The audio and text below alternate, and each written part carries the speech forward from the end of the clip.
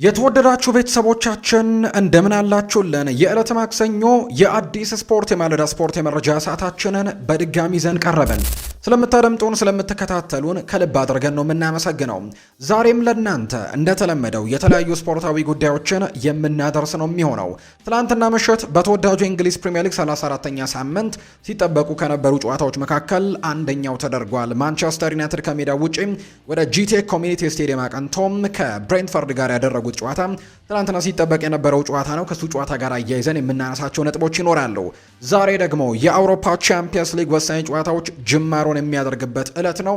ዛሬ ባየር ሚኒክ ከፓሪስ ሳን ዠርሜን ጋር በፓርክ ደ ፕሪንስ የሚያደርገው ጨዋታ እጅግ በርካቶች በጉጉት ይጠብቁታል። ምሽት 4 ሰዓት ሲል ይደረጋል። የዚህን የጨዋታ ውጤት ግምቶቻችሁን ኮሜንት ቦክስ ላይ ልታጋሩን ትችላላችሁ። ሌሎች ስፖርታዊ ጉዳዮችን ከክለቦች ጋር አያይዘን ከማንቸስተር ዩናይትድ፣ ከአርሰናል፣ ከቼልሲ፣ ከሊቨርፑል፣ ከማንቸስተር ሲቲ፣ ከሪያል ማድሪድ፣ ከባርሴሎና እና ሌሎችም የአውሮፓ ታላላቅ ክለቦችን ስፖርታዊ ጉዳዮቻቸውን የምንቃኝ ነው የሚሆነው። ፉአድ ባህሩ ይህንን ፕሮግራም እየመራው ከእናንተ ጋር ቆይታን አደርጋለሁ። ሀሳብ አስተያየቶቻችሁን እየሰጣችሁን ትገኛላችሁ። አሁንም በዚህ ፕሮግራም ስምና አድራሻችሁን እየጠቀሳችሁ ያላችሁን ሀሳብ አስተያየት ኮሜንት ቦክስ ላይ እንድታጋሩን በአክብሮት እንጋብዛለን። ከመሸጋገሪያ በኋላ ተመልሰን ስንመጣም የተለያዩ ስፖርታዊ ጉዳዮችን የምናነሳ ይሆናል። አብራችሁኝ ቆዩ።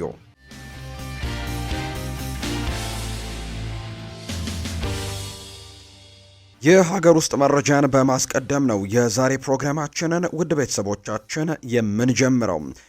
የኢትዮጵያ ከ17 ዓመት በታች ብሔራዊ ቡድናችን የአፍሪካ ዋንጫ ተሳታፊ እንደሆነ ይታወቃል። በዚህም መሰረት ቀይ ቀበሮቹ በሚባል ስም በቅጽል ስማቸው የሚታወቁት ብሔራዊ ቡድናችን ከ17 ዓመት በታች ቡድኑ ዝግጅቱን እንደቀጠለ ነው ይፋ የተደረገው። ለሞሮኮ የአፍሪካ ዋንጫ ያለፈው የኢትዮጵያ ከ17 ዓመት በታች ብሔራዊ ቡድናችን ዝግጅቱን አጠናክሮ ቀጥሏል። ብሔራዊ ቡድኑ ትላንትና ረፋድ ላይ ጭምር ከ4 ሰዓት እስከ 6 ሰዓትም በኢትዮጵያ ስፖርት አካዳሚ መደበኛ ልምምዱን መስራቱን ጭምር የተመለከተ ነው። የቡድኑ አምበል ቢኒያም አብርሃ የብሔራዊ ቡድኑን ስብስብ በመቀላቀልም ከቡድኑ ጋር ልምምድ መስራት እንደጀመረ ትላንትና ተመልክተናል። ከዛ ውጭ ግን በቀጣይ ቀናት እነ ዳዊት ካሳ፣ ሁዘይፋ ሻፊ፣ ቸርነት ኡፋይሳ፣ ቅዱስ ዳዊትና አቤኔዘር አለማየሁን ጨምሮ ሌሎችም ተጫዋቾች የአሰልጣኝ ቤንጃሚን ዚመርን ስብስብ ይቀላቀላሉ ተብሎ ይታሰባል። እነዚህ ተጫዋቾች በተለይ ዘንድሮ በፕሪሚየር ሊጉ ላይ ዳዊት ካሳው ለሸገር ሲቲ፣ ከዛ ውጭ ደግሞ ሁዘይፋ ሻፊ ለኢትዮጵያ ንግድ ባንክ ጥሩ የሚባሉ እንቅስቃሴዎችን እያደረጉ የሚገኙ ታዳጊ ተጫዋቾች ናቸው። በቀጣዮቹ ቀናት ብሔራዊ ቡድኑን ይቀላቀላሉ ተብሎ ይታሰባል። የቤንጃሚን ዚመር ስብስብም በአፍሪካ ዋንጫው ላይ ሞሮኮ ላይ ትልቅ ተሳትፎ እንደሚያደርግ ነው በርካቶች እየጠበቁ የሚገኙት።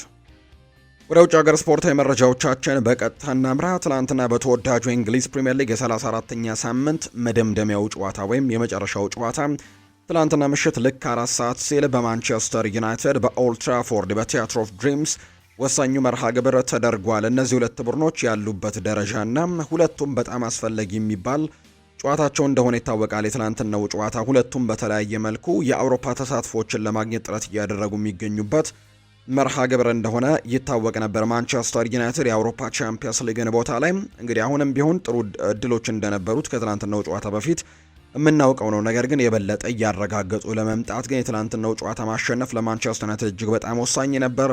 ከዛ ውጭ ብሬንትፈርድም ለአውሮፓ ቻምፒየንስ ሊግም ጭምር አንዳንድ እድሎች ያሉት፣ ከዛ ውጭ ግን ካልሆነ በዩሮፓ ሊግና በኮንፈረንስ ሊግ ለመሳተፍ ግን በጣም ትልቅ እድሎችን የሚያገኝበት መርሃ ግብር እንደሆነ በርካቶች ከጨዋታው መጀመሪያ አንስቶ ሲገልጹት ነበር። ባለፉት የነበራቸው የእርስ በርስ ግንኙነት ደግሞ ብሬንትፈርዶች ማንቸስተር ዩናይትድ ያሸነፉበት መርሃ ግብሮች የነበሩበት አጋጣሚ ጭምር እንደነበር እናስታውሳለን። በዚህ ምክንያት የትላንትናው ጨዋታ እንዲጠበቅ ሆኖ ነበር። ነገር ግን ማንቸስተር ዩናይትድ የትላንትናውን ጨዋታ በድል ነው ያጠናቀቀው። ትላንትና ማንቸስተር ዩናይትድ በተለይ ደግሞ እነ ካርሎስ ካሴሜሮ እንዲሁ ግብ ጠባቂው ሴኒ ላሜንስ እንዲሁ ኮቢ ማይኖ፣ ብሩኖ ፈርናንዴዝ ምን አይነት ድንቅ ምሽትን ነው ትናንትና በማንቸስተር ዩናይትድ በኩል ያሳለፉት። ብሩኖ ፈርናንዴዝ የራሱን ሪከርዱን እንግዲህ ለመስበር አሁንም በትልቁ እየታገለ ይገኛል። ትናንትናም አንድ ቆንጆ አሲስትን ማድረግ ችሏል። ከዛ ውጪ የኬቨን ደብሮይና እና ከዛ ውጪ ደግሞ የቴሪ ዳንኤል ኦንሪን ሪከርድ ለመስበርም በጣም እየቀረበ የመጣበት ለመጋራት አንድ ጎል አንድ አሲስት ብቻ የቀረበት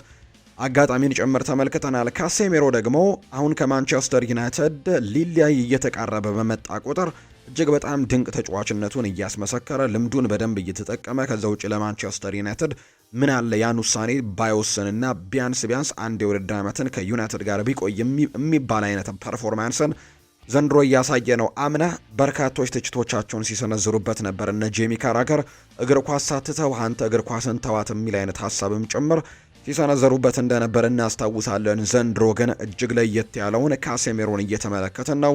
ለማንቸስተር ዩናይትድ እጅግ ድንቅ ነገሮችን እየሰጠ ይገኛል። ትናንትናም ጎል አስቆጥሯል። ከዛ ውጪ በመከላከሉም እንዲህ ወደፊት ፕሮግረስ በማድረጉም ረገድ እጅግ በጣም ጥሩ ምሽትን አሳልፏል። የጨዋታው ኮከብ የተባለው እንዲሁ እሱ ነው። ኮቢ ማይኖም ጭምር ኳሶችን በማስጣል ጥሩ ታክሎችን በማድረግ ጥሩ የሚባል ደግሞ ኳስንም በማረጋጋት ጭምር በጣም ጥሩ የሚባል ፐርፎርማንስን አሳይቷል። ሴኒ ላሜንስ ለማንቸስተር ዩናይትድ ስጦታ ነው ብሎ ማንሳት ይቻላል። በዚህ የውድድር ዓመት በተለይ አንድሬ ኦናና እያሳየ ከነበረው ፐርፎርማንስ አንጻር ይህ የ23 ዓመት ተጫዋች የ23 ዓመት ግብ ጠባቂ ትላንትና ያሳለፈው ምሽትና ከዛ ውጭ ደግሞ የመለሳቸው ሴቮች ለማንቸስተር ዩናይትድ እጅግ ጠቃሚ ሆነው ውጤቱን ይዞ እንዲወጣ ትልቅ አስተዋጽኦችን ጭምር ያደረገለት ምሽት እንደሆነ ጭምር የተመለከትነው። ማንቸስተር ዩናይትድ ትላንትና ጨዋታውን 2-1 በሆነ ውጤት አሸንፎ ነው የአውሮፓ ቻምፒየንስ ሊግ ተሳትፎን በደንብ ለማረጋገጥ ወሳኝ ነጥብን አግኝቶ ጭምር መውጣት የቻለበትን አጋጣሚ ጭምር በትላንትናው ጨዋታ ላይ የተመለከትነው። በማንቸስተር ዩናይትድ በኩል እንዳልኳችሁ እነዚህ የጠቀስኳቸውን ተጫዋቾችና እንዲሁ አንዳንድ ተጫዋቾች በጣም ጥሩ ፐርፎርማንስን አሳይተዋል። ቤንጃሚን ሼስኮ ቆንጆ የሚባል አጨራረስን በትላንትናው ጨዋታ ላይ አስመልክቶናል። ከዛ ውጭ ግን ብሪያን ኤምቤሞ የሚጠበቅበትን አይነት ነገር በትላንትናው ጨዋታ ላይ ብዙ ነገሮችን ማድረግ የሚችል አይነት ተጫዋች እንደሆነ ከመታወቁ አንጻር በትላንትናው ጨዋታ ላይ ግን ቀዝቀዝ ብሏል። ከዛ ውጭ አማድ ዲያሎም ጭምር እንዲሁ ጎል ማስቆጠር የሚችልበትን በጣም ቆንጆ የነበረ ድልን ኮቢ ማይኖ ቢያቀብለውም ነገር ግን ሳይጠቀምበት ቀርቷል። ከዛ ውጪ በመጀመሪያው 45 እንደተጠናቀቀ ሁለተኛው 45 ሲጀመር ነው ተቀይሮ የሚወጣው። በኑሱር ማዝራዊ ተቀይሮ ወጥቷል። እርግጥ ነው በጨዋታው ላይ ከነበረው ነገር አንጻር ሳይሆን በታክቲክ ጉዳዮች ነው ቀይር ያስወጣውት ብሏል አሰልጣኝ ማይክል ካሪክ ከጨዋታው በኋላ ሲናገር። ማንቸስተር ዩናይትድ በአጠቃላይ የትላንትናውን ጨዋታ ግን 2-1 በሆነ ውጤት ነው ማሸነፍ የቻለው። ለማንቸስተር ዩናይትድ የማሸነፊያ ግቦቹን ካርሎስ ካሴሜሮና ቤንጃሚን ሼስኮን ያስቆጠሩት፣ ለብሬንትፈርድ ደግሞ ያንሰን ቆንጆ የምትባል ጎል አስቆጥሯል። ከሌሎች የፕሪሚየር ሊግ ክለቦች አንጻር ማንቸስተር ዩናይትድ ላይ በጣም በርከት ያሉ ግቦችን ያስቆጥሯል ያንሰን በእግር ኳስ ሕይወቱ ማለት ነው። ማንቸስተር ዩናይትድ ማሸነፉን ተከትሎ ወደ አውሮፓ ቻምፒየንስ ሊግ ለመመለስ እጅግ በጣም ቅርብ ሆኗል። በሩ ላይ ነው የቆመው። አሁን ለመግባት በጣም ከጫፍ እንደደረሰ እየተመለከትን እንገኛለን። አላረጋገጠም እንጂ ኦልሞስት ያረጋገጠበት አጋጣሚ ጭምር ነው ያለው። ብሩኖ ፈርናንዴስ ትላንትና ቤንጃሚን ሼስኮ ላስቆጠራት ጎል አሲስት አድርጎለታልና 19ኛ ለግብ የሆነ ኳስን አመቻችቶ ያቀበለበት ምሽት እንደሆነ ጭምር ነው የተመለከትነው። ማንቸስተር ዩናይትድ በቀጣይ ከተቀናቃኙ ከዛ ውጭ በፕሪሚየር ሊግ የደረጃ ሰንጠረዥ ተከታታይ ላይ ከተቀመጡት ከሊቨርፑል ጋር የሚያደርገው ጨዋታ ደግሞ ይጠበቃል። በትላንትናው ጨዋታ ላይ በተለይ ማንቸስተር ዩናይትድ ግን ጎሉን ካስቆጠረ በኋላ እጅግ በጣም ብዙ ጫናዎች በዝተውበት እንደነበር ተመልክተናል። በጣም በርከት ያሉ የግብ ዕድሎችን አግኝተው ነበር ብሬንትፈርዶች፣ መጠቀም ያልቻሉበትን አጋጣሚዎች ጭምር ተመልክተናል። አይደን ሄቨን ያወጣቸው እንኳን ማለት አይችልም ያጨናገፈበት ከኢጎር ቲያጎ፣ ነገር ግን አደገኛ ሙከራዎች ኦን ጎል ለመሆን የቀረቡ ሙከራዎች ነበሩ። ሁለት አጋጣሚዎችን ተመልክተናል። አንድ በእግሩ አንድ ደግሞ በትከሻው አካባቢ የሞከራቸውን ኳሶች ሴኒ ላሜንስ በድንቅ ሁኔታ ሲያወጣቸው ተመልክተናል። እና ትላንትና በተለይ ማንቸስተር ዩናይትድ ጎሉን እንዳስቆጠረ የብሬንትፈርድ ተጫዋቾች ወዲያው ነበር ሪያክት ያደረጉትና በጣም ተደጋጋሚ የግብ ዕድሎችን ሲያገኙ ነበር። አንድ ለአንድ አጋጣሚዎችን ጭምር ያገኙበት አጋጣሚ ጭምር ነበር። እነ ኢጎር ቲያጎ ውሳኔ አሰጣጡ ላይ ምናልባት የተወሰኑ ነገሮችን መቀዛቀዞችን አሳየ እንጂ በጣም ጥሩ ድሎችን ያገኘበት ምሽት ነበር በትላንትናው ጨዋታ። በአጠቃላይ ብሬንትፈርድ ግን ጎሉ ከተቆጠረባቸው በኋላ ጠንከር ያሉ ሙከራዎችን ለማድረግ እድሎችን አግኝተው ነበር፣ ሳይጠቀሙባቸው ቀርተው ነበር። ኪት አንድሬውስም የመጀመሪያውን 45 ላይ ያገኟቸውን እድሎች አለመጠቀማቸው እንዳስቆጫቸው ጭምር ነው የተናገሩት። በመጀመሪያው 45 የጨዋታ ክፍለ ጊዜ ማንቸስተር ዩናይትድ በአጠቃላይ በጨዋታው ላይ 11 የጎል ሙከራዎችን በአጠቃላይ በጨዋታው ላይ ማድረግ ችሏል። 6ቱ ኢላማቸውን የጠበቁ ነበሩ። በአንጻሩ በብሬንትፈርድ በኩል 12 ሙከራዎች ናቸው የተደረጉት፣ 4ቱ ነበሩ ኢላማቸውን የጠበቁበት አጋጣሚ ጭምር እየተመለከተ ነው። በኳስ ቁጥጥሩ ረገድ በሁለቱም 45 የጨዋታ ክፍለ ጊዜዎች በተወሰነ መልኩ የብሬንትፈርድ ቡድን በኳስ ቁጥጥሩ የተወሰነ የተሻሉ እንቅስቃሴዎችን አድርገዋል። በተለይ በመጀመሪያው 45 የጨዋታ ክፍለ ጊዜ ብዙ ኳሶቹን በተለይ ብሬንትፈርዶች በተለይ ጎሉ ከተቆጠረ በኋላ ለማጥቃት በሚመጡበት ሰዓት ዩናይትዶች ኳሱን ግን ሲያገኙ በካውንተር አታክ በጣም ፈጣን የሆኑ ሩጫዎችን በማድረግ እድሎችን ሲፈጥሩ ተመልክተናል። ለምሳሌ ያክል ቤንጃሚን ሼስኮ ያስቆጠረውን ኳስ መመልከት እንችላለን። ኮቢ ማይኖ ካስጣላቸው በኋላ ወዲያው ነው ብሩኖ ፈርናንዴስ ኳሱን እየገፋም ወደ ፔናልቲ ቦክስ ጭምር ካመራ በኋላ 3-2 ነበሩ። ብሪያን ኤምቤሞ ከዛ ውጪ ብሩኖ ፈርናንዴዝ እና ቤንጃሚን ሼስኮ ነበር ከሁለት የብሬንትፈርድ ተከላካዮች ጋር የተገናኙት።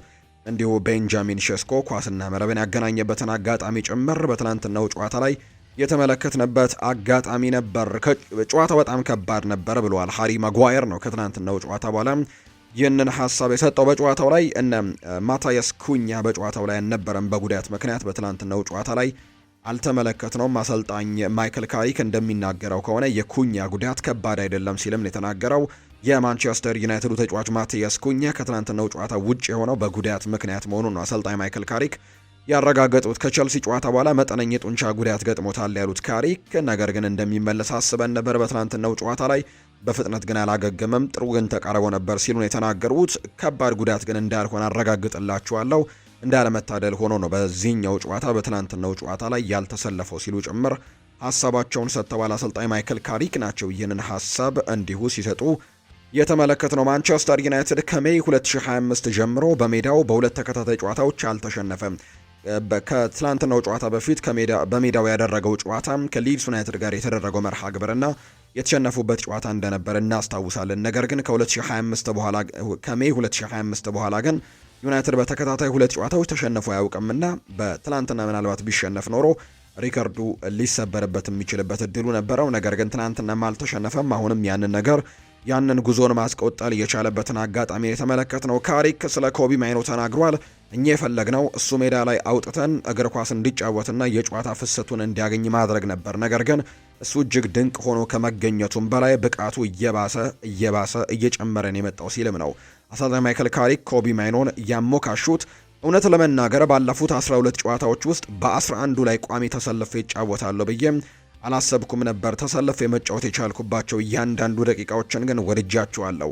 ምንም እንኳን በሁሉም ጨዋታዎች ማሸነፍ ባንችልም፣ በተለይም አሁን ባለው አሰልጣኝ ስር በሜዳ ላይ መገኘት በጣም ደስ የሚል ስሜት አለው። በሱ ዘንድ ያለውን በራስ የመተማመን ስሜትም እረዳለሁ ሲልም ጭምር ነው የተናገረው ኮቢ ማይኖ ነው ትናንትና ከጨዋታው በኋላ የተናገረው። ብሩኖ የአሲስቱን ሪከርድ ለመስበር በጣም እየተቃረበ ይገኛል። ከዚህ በኋላ 4 ያክል የፕሪሚየር ሊግ ጨዋታዎች ይቀራሉ። ሪከርዱን ለመስበር 2 አሲስቶችን ብቻ ማድረግ በቂው ነው። ከዛ ውጪ ሪከርዱን ለመጋራት ግን 1 አሲስት ማድረግ ብቻ ይጠበቅበታል። ትላንትና ቤንጃሚን ሼስኮ ላስቆጠረው ኳስ አሲስት ያደረገው እሱ ነው። ከዛ ውጪ 19ኛ አሲስት ሆኖ ነው የተመዘገበለት። ሪከርዱ እስካሁን ድረስ ያለው በቴሪ ዳንኤል ኦንሪ እና በኬቨን ደብሮይና መካከል እንደሆነ ይታወቃል። 20 አሲስቶችን አድርገው ነበር። ብሩኖ 19ኛው ላይ ደርሷል። 4 ጨዋታዎች ይቀራሉ። ምን አይነት ነገሮችን ያሳየናል? በርካቶች የሚጠብቁት ነው። ብሩኖ ፈርናንዴዝ ግን በማንቸስተር ዩናይትድ ታሪክም 5ኛው በርከት ያሉ የጎል ተሳትፎችን ማድረግ የቻለም ተጫዋች ሆኖ ተመዝግቧል። ዌይን ሩኒ ነው በቀዳሚነት የተቀመጠው 276 የጎል አስተዋጽኦችን በማድረግ 183 ጎልና 93 አሲስቶችን በማድረግ በአንደኝነት ተቀምጧል። ከዛ ውጪ ራያን ጊግስ ሁለተኛ ደረጃ ላይ የተቀመጠው ተጫዋች ነው 109 ጎሎችና 162 አሲስቶችን በማድረግ በአጠቃላይ 271 ጎል ፕላስ አሲስት ኮንትሪቢዩሽን ማድረግ ችሏል። ፖል ስኮል ሶስተኛ ነው 162 ነው ያስመዘገበው። ዳቪድ ቤካም አራተኛ ነው 142 አስመዝግቧል። አምስተኛ ደረጃ ላይ ሁለቱ ፖርቱጋላዊያን ተቀምጠዋል። ሌጀንድ ክሪስቲያኖ ሮናልዶ 103 ጎሎችን አስቆጥሮ 37 አሲስቶችን በማድረግ 140 የጎል አስተዋጽኦችን በማድረግ ከዛ ውጪ ብሩኖም ትናንትና 140ኛ የጎል አስተዋጽኦችን ያደረገው 70 ጎልና 70ኛ አሲስቱ ሆኖ ተመዝግቦለታል። በዚህም 140 የጎል አስተዋጽኦችን አድርጓል። የዳቪድ ቤካም ሪከርድ በጣም ቅርብ ነው 142 ነው። ስለዚህም እሱን ለማለፍ የሚችልበት እድልና ወደ 4ኛ ከፍ ማለት የሚችልበት እድሉ አለ። 2 የጎል አስተዋጽኦችን ብቻ ማድረግ ይጠበቅበታል። ብሩኖ በማንቸስተር ዩናይትድ ታሪክ ግን 5ኛው ከፍተኛ ጎል አስተዋጽኦችን ያደረገ ተጫዋች ሆኖ ነው የተመለከትነው። ካሴሜሮ በትላንትናው ጨዋታ የብሬንትፈርዱ ጨዋታ ላይ 11 ታክሎችን ነው ያደረገው። ይሄ ደግሞ በአውሮፓ 5ቱ ታላላቅ ሊጎች ባደረጓቸው 331 ጨዋታዎችም በፈረንጆቹ 2017 በሪያል ማድሪድ እና ከሪያል ሶሴዳድ ጨዋታ ከፈጸሙ 12 ታክሎች ቀጥለው ከፍተኛው ነው። እስከዛሬ ድረስ በሱ የእግር ኳስ ታሪክ ሁለተኛው ከፍተኛ ታክሎችን ያደረገበት ጨዋታ ነው። ሪከርዱ ለራሱ ማለት ነው 12 ታክሎችን ያደረገበት የሪያል ማድሪድ እና የሪያል ሶሴዳድ ጨዋታ ነበር 2017 ላይ ተደረገ። ከዛ በመቀጠል ግን በትላንትናው ጨዋታ ላይ 11 ታክሎችን ሜዳ ላይ ሲያደርግ ተመልክተነዋል። ጥሩ የሚባል ምሽትን አሳልፎ ነው የወጣው። በትላንትናው ጨዋታ ላይ ከባድ ጨዋታ ነበር ብሏል ሃሪ ማጓየር ሲናገር። የማንቸስተር ዩናይትዱ ተከላካይ ሃሪ ማጓየር የትናንትናው ጨዋታ አስቸጋሪ እንደነበር ነው የተናገረው።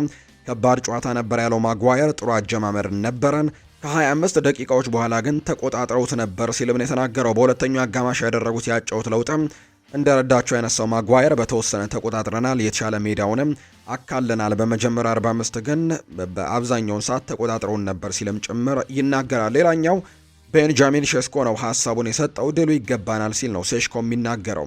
የማንቸስተር ዩናይትድ ግብን ያስቆጠረው ቤንጃሚን ሼስኮ በውጤቱ መደሰቱን ይናገራል። ከጥሩ ቡድን ጋር መጫወት ቀላል አልነበረም ያለው ሼስኮ፣ ነገር ግን እስከ መጨረሻው ውጤቱን አስጠብቀናል፣ ድሉም ይገባናል ሲል ይናገራል። ስለ ካሴሜሮ ያነሳው ሼስኮ እሱ ማሽን ነው፣ መቼም አይቆምም፣ እሱ ስላለን ደስተኞች ነን፣ ብዙ አግዞናል ሲልም ጭምር ነው የተናገረው። ከፈርናንዴዝ ጋር ብዙ ልምምዶችን አብረን ሰርተናል፣ እየዘራነውን ፍሬ ነው ያጨድነው፣ በዚህኛው ጨዋታ ላይ ያስቆጠርነው ጎልም ከዛ ከተለማመድ ነው የመጣ ነው ሲልም ጭምር ቤንጃሚን ሼስኮም ተናግሯል። በዚህ ሰዓት ትልቁ ጉዳይ ነጥቡ ነው ብሏል። ማይክል ካሪክ ነው ይህንን ሀሳብ የሰጠው። የማንቸስተር ዩናይትዱ አሰልጣኝ ማይክል ካሪክ ቡድኑ ባለፉት 2 ጨዋታዎች አስፈላጊ ነጥቦችን ማግኘቱን ይናገራል። በዚህ ሰዓት ትልቁ ጉዳይ ነጥቡ ነው ያሉት ካሪክ ነጥቦችን መውሰድ ነበረብን፣ 2 ተከታታይ ጥሩ ውጤቶችን አግኝተናል ሲልም የተናገረው። ዋናው ዓላማችን 3 ነጥቡን መውሰድ ነበር፣ ሌላ ድልም ማሳክተናል ሲል ካሪክ ይናገራል። አሰልጣኝ ማይክል ካሪክ አያይዘው አማድ ዲያሎ በማዝራዊ የቀየሩት በታክቲካል ውሳኔዎች መሆኑን አሳውቀዋል። በሌላ ጉዳይ ስለ ካሴሜሮ የወደፊት ቆይታ የሚለወጥ ነገር ካለ ተጠይቀውም እሱ ተዘግቷል ሲሉ ጭምር ነው የተናገሩት። ለካሴሜሮም ከዚህ በፊት ጠይቀውት እንደነበር ይታወሳል የሚዲያ ሰዎችና ካሴሜሮ ውሳኔውን ቀድሜ ወስኛለሁ፣ ከዚህ በኋላ የሚለወጥ ነገር የለም ብሎ መወሰኑ ይታወሳል። ምክንያቱም አሁን ላይ በጣም ጥሩ የሚባሉ እንቅስቃሴዎችን ለማንቸስተር ዩናይትድ እየሰጠ እንደሚገኝ ይታወቃልና በዚህ ምክንያት በርካቶች ቢያንስ አንድ የውድድር ዘመን በማንቸስተር ዩናይትድ ቢቆይ የሚል አይነት ሀሳቦችን እየሰጡ ነበር። ነገር ግን ያ ነገር የሚሆን አይመስልም። ማንቸስተር ዩናይትድን የሚለያይበት እድል በጣም ሰፊ እንደሆነ ነው ዘገባዎች እየጠቆሙ የሚገኙት። ማንቸስተር ዩናይትድ በቀጣይ 4 የፕሪሚየር ሊግ ጨዋታዎችን የሚያደርግ ይሆናል። በቀጣይ ሳምንት ደግሞ ከተቀናቃኛቸው ሊቨርፑል ጋር ዕለተ እሁድ ምሽት ላይ ወይም ደግሞ በቃ 11 ሰዓት ከ30 አካባቢ ላይ ነው ጨዋታውን የሚያደርገው። ከሊቨርፑል ጋር የሚደረግ ጨዋታ ነው። በኦልድ ትራፎርድ ይደረጋል። ለካሴሜሮም የመጨረሻዎቹ 4 ጨዋታዎች ናቸው። በኦልድ ትራፎርድ የመጨረሻው ጨዋታ የሚደረገው ደግሞ ከኖቲንግሃም ፎረስት ጋር በሚደረገው መርሃ ግብር ላይ ይሆናል። ያኔ ደጋፊዎችን ይሰናበታል ተብሎ ይታሰባል። ትናንትናም ከጨዋታው መጠናቀቅ በኋላ የተወሰኑ ሀዘኖችም ፊቱ ላይ ስንመለከትበት ጭምር እንደነበር ተመልክተናል። ወደ መጠናቀቂያው እየተቃረበ እንደሆነ ጭምር የሚያሳዩ አይነት ነገሮችን ተመልክተናል። ዩናይትድ በቀጣይ 4 ጨዋታዎች ይቀሩታል። ከሊቨርፑል፣ ከሰንደርላንድ፣ ከኖቲንግሃም ፎረስት እና ከብራይተን ጋር የሚያደርጋቸው ጨዋታዎች የዘንድሮ የፕሪሚየር ሊግ የውድድር ዓመት የመጨረሻዎቹ 4 መርሃ ግብሮች እንደሆኑ ነው የምንመለከተው። ትናንትና ጨዋታውን ማሸነፉን ተከትሎ ደረጃው ላይም ለውጦችን ባያመጣም ነጥቡ ላይ ግን ትልቅ ለውጥን አምጥቷል። 61 ነጥብ ላይ መድረስ ችሏል። በ34 ጨዋታዎች 14 ነጥብ ጎሎች ያሉት 3ኛ ደረጃ ላይ ተቀምጠዋል። በቀጣይ ከ4ኛ ደረጃ ላይ ከሚገኘው ሊቨርፑል ጋር ጨዋታቸውን ያደርጋሉ። እሱ ጨዋታ ላይ ነጥብ ማግኘት ወደ አውሮፓ ቻምፒየንስ ሊግ እንዲያልፉ ትልቅ አስተዋጽኦ ያበረክትላቸዋል ተብሎ ይታሰባል። ሊቨርፑል በ58 ነጥብ 4ኛ ደረጃ ላይ መቀመጡ ይታወቃል። ብሬንትፈርድ ትናንትና ሽንፈት ገጥሞታል። ተከታታይ የአቻ ውጤቶችን ባለፉት 5 ሳምንታት አስመዝግቦ ነበር። ነገር ግን ትናንትና ወደ ሽንፈት ነው የሄደው። በዚህ መሰረትም በ48 ነጥቦች 9ኛ ደረጃ ላይ የተቀመጠበት ውጤት ሆኖ የተመዘገበበት እንደሆነ ጭምር ነው የተመለከትነው። በአጠቃላይ የትናንትናው የፕሪሚየር ሊጉ ጨዋታ ደግሞ ይህን ነው የሚመስለው። ዛሬ በአውሮፓ ቻምፒየንስ ሊግ የሚደረግ መርሃ ግብር የሚኖር ነው የሚሆነው። ዛሬ ምሽት የአውሮፓ ቻምፒየንስ ሊግ አንድ ጨዋታ ይደረጋል። ፓሪስ ሰን ዠርሜን እና ባየር ሚኒክ የሚያደርጉት ጨዋታ እጅግ በርካቶች በጉጉት የሚጠብቁት ጨዋታ ነው። ይህ ጨዋታ በፈረንሳይ ፓርክ ደ ፕሪንስ ላይ የሚደረግ ጨዋታ ነው። ፓሪስ ሰን ዠርሜን ከዚህ በፊት የአውሮፓ ቻምፒየንስ ሊግ በሳምንቱ አጋማሽ ጨዋታ በሚኖርበት ሰዓት ላይ እንግዲህ የፍሬንች ሊጓን አስተዳደር ለፓሪስ ሰን ዠርሜን እረፍቶችን በመስጠት በሳምንቱ መጨረሻ ላይ ጨዋታ እንደማያደርጉ እናውቅ ነበር። ነገር ግን በዚህ ሳምንት ጨዋታን አድርገዋል። ለባየር ሚኒክ ደግሞ ትልቅ አስተዋጽኦ ይኖረዋል ተብሎ ይታሰባል። በአንጻሩ ባየር ሚኒክ የጀርመን ቡንደስሊጋን ሻምፒዮንነታቸውን ቀደም ብሎ ማረጋገጣቸው ባለፈው ከማይንዝ ጋር በነበራቸው ጨዋታ ላይ በርከት ያሉ ወሳኝ ተጫዋቾቹን ተጠባባቂ አድርጎ ሜዳ ላይ ሲገባ ተመልክተናል። አሰልጣኝ ቪንሰንት ኮምፓኒ እና ማይክል ኦሊሴ እና ሃሪ ኬን ከዛ ውጪ እነ ጀማል ሙሲያላ ጭምር ተቀያሪ ወንበር ላይ ተቀምጠው ተመልክተናቸዋል። ነገር ግን ውጤቱ 3-0 እየተመሩ በነበረበት ሰዓት ተቀይረው ገብተው ውጤቶቹን ለውጠውታል። 4-3 እንዲያሸንፍም አድርገውት እንደነበር እናስታውሳለን። ነገር ግን እረፍቶችን ያደርገዋል። ፓሪስ ሰን ዠርሜን እና ባየር ሚኒክ ዛሬ የሚያደርጉት ጨዋታ ቆንጆ ፉክክር ይደረግበታል ተብሎ በርካቶች በጉጉት እየጠበቁት ይገኛሉ። ባለሜዳው ፓርክ ደ ፕሪንስ ላይ ፈረንሳይ ላይ እንደመደረጉ ፓሪስ ሰን ዠርሜን የተወሰኑ የማሸነፍ ቅድመ ግምትም ተሰጥቷቸዋል። በርከት ያሉ የባየር ሚኒክ ተጫዋቾች በዛሬው ጨዋታ ላይ በጉዳት ምክንያት አይኖሩም። እነ ቢሾፍ፣ ከዛ ውጪ ኮርዶዞ፣ ሰርጂ ናብሪ፣ ራፋኤል ጉሬሮ፣ ሌናርት ካርል እነዚህ ተጫዋቾች በጉዳት ምክንያት በዛሬው ጨዋታ ላይ እንደማይኖሩ እየተገለጸም ይገኛል።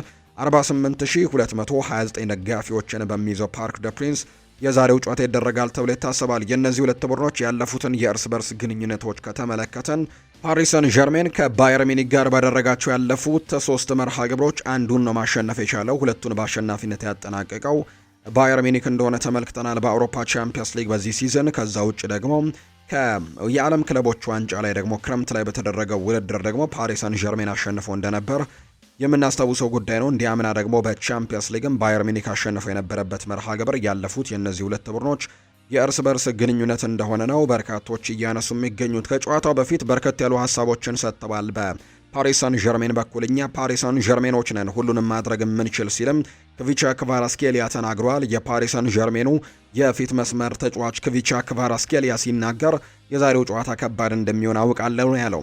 ባየር ሚኒክ በአሁኑ ሰዓት በጥሩ ቁመና ላይ መሆኑን እናውቃለን ያለው ክቫራትስኬሊያ፣ ነገር ግን እኛ ፓሪስ ሰን ዠርሜኖች መሆናችንን ግን ሁሉም ሊያውቅ ይገባል የሚል አይነት ሀሳብን ሰጥቷል። አክሎም እኛ ሁሉንም ነገር የማድረግ አቅሙ አለን፣ በራሳችን አጨዋወትም ከተጫወትን የትኛውንም ቡድን ማሸነፍ እንችላለን ሲልም ነው ክቫራትስኬሊያ የሚናገረው። ከዓለም ምርጥ ቡድኖች አንዱን እንደምንገጥም ጠንቅቀን እናውቃለን፣ ነገር ግን እኛም አንዱ እንደሆነን ግን ሁላችሁም ማወቅ አለባችሁ፣ ስለዚህ ያለንን ለመስጠትም እንሞክራለን ብሏል ክቪቻ። ሉዊስ ኤንሪኬም በአንጻሩ ሌላኛውን ሀሳብ ሰጥቷል። ዛሬ የበለጠ አጥቅተን እንጫወታለን ሲል ነው ሉዊስ ኤንሪኬም የተናገረው። የፓሪስ ሰን ዠርሜኑ አሰልጣኝ ሉዊስ ኤንሪኬ ከዛሬው የባየር ሚኒክ ጨዋታ በፊት ከጋዜጠኞች ጋር ቆይታን አድርጎ ነበርና ሉዊስ ኤንሪኬ በቆይታው ወቅትም በጨዋታው የበለጠ አጥቅተን እንጫወታለን ሲልም ነው ስለ እቅዳቸው የተናገረው። በዚህ አይነት ጨዋታ ላይ የሚገመት ቡድን አይኖረንም፣ በጨዋታው ጥቃቅን ነገሮችም ለውጥ ያመጣሉ ሲልም ጭምር ነው የተናገረው። የሚገናኙት ሁለት አጥቅተው የሚጫወቱ ብቻ ሳይሆን ጥሩ የሚከላከሉን ቡድኖች መሆናቸውንም መርሳት የለብንም ብሏል። ባየር ሚኒክ ከኛ የተሻለ ወጥነት ያለው ቡድን ነው፣ ነገር ግን እንደ ቡድን ከኛ የሚበልጥ ቡድን የለም፣ አሁንም እናከብራለን ሲልም ነው የተናገረው። ማሸነፍ ከፈለግን ከመከላከል ይልቅ ማጥቃት ላይ ነው ማድረግ ያለብን፣ ሁለቱንም ጨዋታዎች ማሸነፍ እንፈልጋለን ሲልም ጭምር ይናገራል። በግል የሚያጠቃ አሰልጣኝን ወዳለው ባየር ሚኒክ ተጫዋቾችም ይመቹኛል ሲልም ጭምር ነው አሰልጣኝ ሉዊስ ኤንሪኬ የተናገረው። ዛሬ ምሽት በአውሮፓ ቻምፒየንስ ሊግ ፓርክ ደ ፕሪንስ ላይ ጨዋታቸውን ያደርጋሉ። የዚህን የጨዋታ ውጤት ግምቶቻቸውን ኮሜንት ቦክስ ላይ ውድ ቤተሰቦቻችን እንድታጋሩን ደግሞ በአክብሮት እንጋብዛለን። ዛሬ ጨዋታውን ማን ያሸንፋል? ፓሪስ ሰን ዠርሜን ወይስ ደግሞ ባየር ሚኒክ? የዛሬውን ጨዋታ ማን ያሸንፋል? ግምቶቻችሁን ኮሜንት ቦክስ ላይ እንድታጋሩን በአክብሮት ጋበዝናችሁ። አርሰናልን የተመለከቱ መረጃዎችን ወደ እናንተ እናደርስ። የማንቸስተር ዩናይትዱ ኮከብ ዌይን ማርክ ሩኒ የቡካዮ ሳካም ወደ ሜዳ መመለስ አርሰናልን ማንቸስተር ሲቲን ቀድሞ ለፕሪሚየር ሊግ ዋንጫ ድል ሊያበቃው እንደሚችል ያለውን እምነት ነው የተናገረው። ዌይን ማርክ ሩኒ ነው ይህንን ሀሳብ የሰጠውም። አርሰናሎች ባሳለፍነው ቅዳሜ ኒውካስል ዩናይትድን 1-0 በማሸነፍ ወደ ሊጉ አናት መመለሳቸውን እናስታውሳለን። ይሄ የሆነውም ማንቸስተር ሲቲም በኤፍኤ ካፕ ግማሽ ፍጻሜ ጨዋታ ላይ ተጠምዶ በመቆየቱ ነው። አርሰናል ማንቸስተር ሲቲ ቀጣዩን የፕሪሚየር ሊግ ጨዋታ ከማድረጉ በፊት ነው ሌላ ጨዋታ እንደገና የሚያደርጉት ከፉልሃም ጋር ጨዋታ ያደርጋሉ። ማንቸስተር ሲቲ ከኤቨርተን ጋር ከሜዳ ውጭ ከመጫወቱ በፊት የሚደረግ ጨዋታ እንደሆነ ይታወቃልና ወደ ሜዳ የሚመለስ በመሆኑ በመጪው ቅዳሜ ከፉልሃም ጋር በሚያደርገው ጨዋታ በፔፕ ጓርዲዮላ ቡድን ላይ ከፍተኛ ጫናዎችን የመፍጠር ወርቃማ ዕድልን ያገኛል ሲልም ጭምር ይናገራል ዌይን ማርክ ሩኒ። የቀድሞው የእንግሊዝ እግር ኳስ ኮከብ ዌይን ሩኒ በቢቢሲ ፖድካስቱ ላይ ሲናገርም ቡካዮ ሳካ ለአርሰናል ስላለው ተጽዕኖ እንዲሁ ደግሞ ስለ ዘንድሮ ወቅታዊ አቋሙም ሀሳቡን ሰጥቷል። ሳካ በዚህ የውድድር ዘመን ወሳኝ ወቅት ላይ መልሶ ማግኘት እጅግ ትልቅ ነገር ነው። በእውነቱ በጣም አስፈላጊ ይመስለኛል። እሱ በቡድን ውስጥ ካሉ መሪዎች መካከል አንደኛው እንደሆነ ግልጽ ነው። ስለዚህ እሱ እንዳግም በሜዳ ላይ መገኘቱ ደግሞ ለቡድኑ ትልቅ ነገሮችን ማበረከት እንደሚችልም አምናለሁ ሲልም ጭምር ይናገራል። ቡካዮ ሳካ በፕሪሚየር ሊጉ ካሉ ምርጥ ተጫዋቾች አንደኛው ነው፣ በዚህ ላይ ምንም ጥርጥር የለንም ብሏል። የሱ መመለስ ለሌሎች ተጫዋቾችም ትልቅ እገዛ አለው። በተለይም ከዩሪያን ቲምበር እና ከመሃል ሜዳ ተጫዋቾች ጋርም ያለው ጥልቅ መግባባትም ለቡድኑ ልዩ ጥንካሬን ይሰጣል ሲልም ጭምር የተናገረው። በሜዳው ላይ ልትተማመንበት የምትችል ሰው መኖሩ እጅግ አስፈላጊ ነው። ሁሉም የአርሰናል ተጫዋቾችም በሳካ ላይ መተማመን እንደሚችሉ ያውቃሉ። እንዲሁም እሱ ደግሞ ለቡድኑ ምን አይነት አቅም ይዞ እንደሚመጣም በሚገባ ይረዳሉ ሲልም ጭምር ነው የተናገረው። ኢታን ንዋኔሪ በማርሴው አሰልጣኝ ሀቢብ በዬ ቁርጠኝነቱን ጥያቄ ውስጥ አስገብቶታል። በጥር ወር ከአርሰናል በአጭር ጊዜ የውሰት ውል የፈረንሳዩን ክለብ የተቀላቀለው ኢታን ንዋኔሪ በቅርብ ሳምንታት የጨዋታ ጊዜን ማግኘት አስቸጋሪ እንደሆነበት ነው የተመለከትነው። በዬ እሁድ ዕለት ለፈረንሳይ ብሮድካስተር ሲናገርም እንዲሁ ነገር ግን በዕለት ተዕለት ለጨዋታ ቁርጠኝነቱና ሌሎች ብዙ ተጨማሪ ነገሮችን ማሳየት አለበት ብለውታል። ለኢታን ንዋኔሪ ሌሎች ተጫዋቾች ብዙ ተጨማሪ ነገሮችን እያሳዩ ነው፣ እናም ከሱ የምፈልገውን እስካሁን ድረስ ማግኘት አልቻልኩም ብሏል። በተለይ ሮቤርቶ ዲ ዘርቢ ያንን ክለብ ለቆ ከወጣ በኋላ ማርሴል ለቆ ከወጣ በኋላ ኢታን ንዋኔሪ በውሰት ያመራው ተጫዋች የጨዋታ ደቂቃዎችን ለማግኘት እጅግ በጣም ሲቸገር እየተመለከተን ነው። አርሰናልም እቅዱ የሰራለት አይመስልም። ምክንያቱም ይህ ተጫዋች ተደጋጋሚ የጨዋታ እድሎችን እንዲያገኝና ጥሩ ሆኖ ደግሞ እንዲመለስ ነበር ፍላጎታቸው። ነገር ግን ያ ነገር እየተሳካም አይመስልም። ስለዚህም ጥሩ ነገሮችን ማሳየት አለብን። ከሌሎች ተጫዋቾች የተሻሉ ነገሮችን እየተመለከትኩኝ ነው፣ መልበሻ ክፍል ጭምር ወይም ደግሞ ልምምድ ሜዳ ላይ። እሱ ግን ያንን ነገር እያደረገ አይደለም ሲሉ ነው ሀቢብ ባዬ ሀሳባቸውን እየሰጡ የሚገኙት። ሚኬል አርቴታ ይናገራል። የፕሪሚየር ሊግ ዋንጫን በተመለከተ ለ22 ዓመታት ካላሸነፍን በኋላ አሁን እሱን ለማሸነፍ ያለው መንገድ በዙሪያው በሮዛ አበባ ታጅቦና የውብ ሙዚቃዎችን እየሰማን የምንሄደው መንገድ እንደሚሆን ማንም ሰው መጠበቅ የነበረበትም ጉዞ ፈታኝ እንደሚሆን ቀድሞም የሚታወቅ ነገር ነው። አስቸጋሪ ጊዜያቶች እንደሚኖሩ በጣም ማወቅ አለባችሁ። ሁሉ ነገር አልጋ ባልጋ እንደማይሆን መረዳት አለባችሁና በጣም አስቸጋሪ ጊዜያቶችን አሳልፈን ነው ይህንን ዋንጫ ለማሸነፍ የምንችለው። ስለዚህም አሁንም ቢሆን ዝግጁ ነን ሲልም ጭምር ይናገራል። ሌላኛው በአርሰናል በኩል መልካም ተብሎ የሚነሳው ዜና ከካይ ሃቨርትስ ጉዳት ጋር በተያዘ ያለው መረጃ ነው። በተለይ አርሰናል ኒውካስል ዩናይትድን ባሸነፉበት ጨዋታ ላይ ካይ ሃቨርትስ ጉዳት ገጥሞት እንደነበር እናስታውሳለን እና አርሰናል ካይ ሃቨርትስ ከባድ ጉዳት እንዳላጋጠመው ነው የተናገሩት። አላጋጠመውም የሚል ሙሉ ተስፋ እንዳላቸው ለክለቡ የቅርብ ምንጮችም እንዲሁ እየተነገረ ነው። ካይ ሃቨርትስ ያደረጋቸው የመጀመሪያ ምርመራዎች እንደተፈሩት አይደሉም፣ ወይም ደግሞ ቀለል ያለ ጉዳት ሊሆን እንደሚችል ተገምቷል። ይህን ተከትሎ ተጫዋቹ የተወሰኑ ጨዋታዎች እንደሚያመልጡት ይታመናል። ነገር ግን አመቱ ሳይጠናቀቅ ግን ወይም የፕሪሚየር ሊግ የውድድር አመቱና የአውሮፓ ቻምፒየንስ ሊግ ውድድር ሳይጠናቀቅ ግን ወደ አርሰናል ቡድን ይመለሳል ተብሎ ይታሰባል። ስለዚህ የጨዋታ ጊዜያቶችንም ያገኛል ተብሎ ነው የሚጠበቀው። እንደተፈራው ከባድ ጉዳት እንዳልሆነ የሚያሳዩ መረጃዎችን ነው የተመለከት ነው። አርሰናልን ለማሸነፍ ያለንን ሁሉ እንሰጣለን ብለዋል። የነገው የአርሰናል ተጋጣሚ አጥቂ የሆነው ሁሊያን አልቫሬዝ ነው። የአትሌቲኮ ማድሪድ የፊት መስመር አጥቂ ሁሊያን አልቫሬዝ ቡድኑ ለፍጻሜ ለመድረስም ይፋለማል ሲልም ነው የተናገረው። በተለይ ዘንድሮ አትሌቲኮ ማድሪድ በአውሮፓ ቻምፒየንስ ሊግ ላይ ጥሩ ጉዞዎችን ያደርጉ እንጂ በስፓኒሽ ላሊጋ ግን የምናውቀው አይነት ተፎካካሪነት እየተመለከትንበት አንገኝም።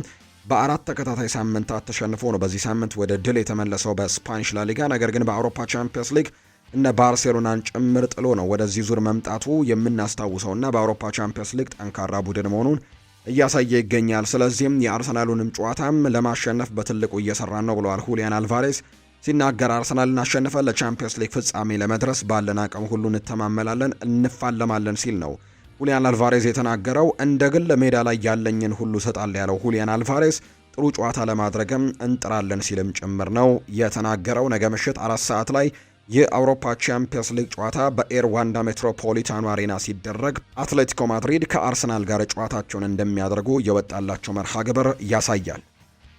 ማንቸስተር ዩናይትድን የተመለከቱ መረጃዎችን እናንሳ። በውድድር ዘመኑ መጨረሻ የቤንጃሚን ሼስኮ ዝውውር ሂሳብ ጥቅል በአጠቃላይ 80.5 ሚሊዮን ዩሮ ይደርሳል ተብሎም ይጠበቃል። የተጫዋቹ ዋና የዝውውር ሂሳብ 76.5 ሚሊዮን ዩሮ እንደሆነ ይታወቃል። በዚህ ዓመት መጨረሻ ግን ተጨማሪ 4 ሚሊዮን ዩሮ ክፍያ ይፈጽማሉ ዩናይትዶች ተብሎ ነው የሚጠበቀው። በዚህ ምክንያትም 80.5 ሚሊዮን ዩሮ ይደርሳል ተብሎ ይገመታል። በዚህ ዓመት መጨረሻ የሚፈጸመው ክፍያ ምክንያቱ ምንድን ነው የሚሉ ጥያቄዎች ከተነሱ በጨዋታ ብዛት ባደረጋቸው የጨዋታ ብዛት በጎሎችና የቻምፒየንስ ሊግ ተሳትፎ ለማግኘትን መቃረባቸውን ተከትሎ የሚፈጸም ክፍያ እንደሆነ ነው ይፋ የተደረገው። የተጫዋቹ የዝውውር ሂሳብ አጠቃላይ በሚቀጥሉት ዓመታት 85 ሚሊዮን ዩሮ ይደርሳል ተብሎ ነው የሚጠበቀው። በሚያመጣቸው አቺቭመንቶች የሚጨመሩ ሂሳቦች ስላሉ ማንቸስተር ዩናይትድ ምናልባት ለዚህ ተጫዋች ዝውውር በአጠቃላይ ወደ 85 ሚሊዮን ዩሮ ሊያወጣ የሚችልበት እድሉ ይኖራል ተብሎ ይታሰባል። በክረምቱ ግን 4 ሚሊዮን ዩሮ ይጨምራሉ። በአጠቃላይ 80.5 ሚሊዮን ዩሮ እንደሚደርስም ጭምር ነው እየተነገረ